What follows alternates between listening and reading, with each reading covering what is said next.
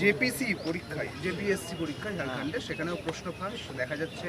এখানে জেএমএম এর সঙ্গে কংগ্রেসের জোট রয়েছে, তাহলে কি রাহুল গান্ধী একবারও বলবে না শিক্ষামন্ত্রী পদত্যাগের কথা? তিনি বলছেও না কেন? পাঞ্জাবে প্রশ্ন ফাঁস হয়েছে তিনবার, সেখানে আপ পার্টির সরকার।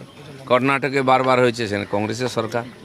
ঝাড়খণ্ডে প্রশ্ন ফাঁস হলো, সেখানে জেএমএম আর কংগ্রেসের সরকার। সেটা প্রশ্ন হবে না। নিটে কেন হলো তার জন্য মন্ত্রীর পদ থাকছে, সেটা তো হয়ে গেছে, এখন বাকিরা জবাব দিন। প্রশ্ন হচ্ছে যে ওই বাচ্চা ছেলে মেয়েদেরকে রাস্তায় নামানো হয়েছিল, তারা তো ইনোসেন্ট।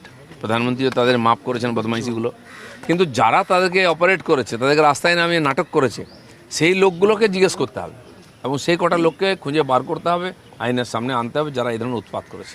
মাদক কারবারের তদন্ত নেমে দক্ষিণ দিনাজপুরেও সেখানে বিপুল টাকার হদিশ মিলেছে। দেখুন, টাকা তো সব জায়গায় আছে, মাদক বলুন, সোনা পাচার, গরু পাচার, পাথর বালি থেকে আরম্ভ করে, এবং সোজাসুজি সরকারি প্রকল্পের টাকা লুট হয়েছে। আমরা জানি, তার জন্য উন্নয়ন হয়নি। আই পর্যন্ত বেরোতো না, এখন সবে বেরোতে আরম্ভ করেছে। প্রতিদিন দেখবেন এগুলো বেরোচ্ছে। পুলিশের কাছেও তথ্য আছে, তারা কিছু করতো না, ভয়ে চাপ ছিল বলে। শুরু হয়েছে, চলবে এখন।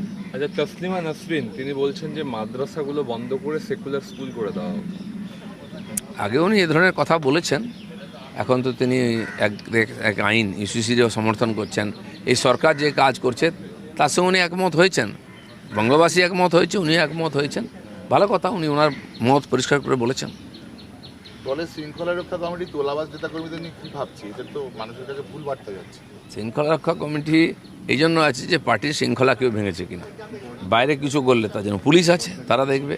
আর আমাদেরও বক্তব্য যে আমাদের লোকেরা যদি এই ধরনের কোনো উল্টোপাল্টা কাজে যুক্ত হয়, সাধারণ মানুষের অধিকার আছে তার বিরুদ্ধে কমপ্লেন করা, পুলিশও কমপ্লেন করা, পার্টিকে জানানো, পার্টি তার ব্যবস্থা নেয়। অলরেডি 200-250 লোককে আমরা সাসপেন্ড করেছি এবং এই প্রক্রিয়া চলবে।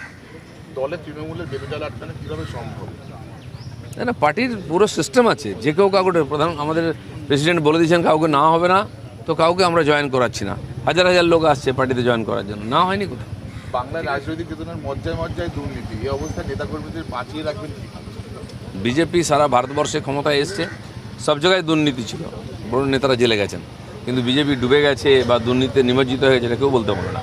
এটা ঠিকই যে একটা বিশেষ পরিস্থিতির ভিতর দিয়ে আমরা যাচ্ছি, এই সংক্রমণ কাল, তো এই সময়টা পার করাতে হবে। তার জন্য পার্টি বিভিন্ন স্তরে বৈঠক নিচ্ছে, কমিটি তৈরি করেছে, বিধায়কদের নিয়মিত মিটিং হচ্ছে, মন্ত্রীদের মিটিং হচ্ছে, জেলা স্তরে, প্রদেশ স্তরে যারা নেতা আছেন তাদের মিটিং হচ্ছে, একদম নিচের স্তর পর্যন্ত প্রশিক্ষণবর্গ হয়ে গেল আমাদের। একটা মণ্ডলীতে 150 সংখ্যার লক্ষ লক্ষ কার্যকর্তাকে যারা পার্টিতে নেতৃত্ব দিচ্ছেন, তাদের নিয়মিত প্রশিক্ষণ এবং তাদের উপরে নজরদারিও চলছে। প্রত্যেক পার্টিতে কিছু ভালো মন্দ লোক থাকে, কিছু উল্টাপাল্টা হয়ে যায়, খারাপ 2-4টা লোক হয়ে যায়, কিন্তু এটা দিয়ে বিজেপিকে চেনা যায় না।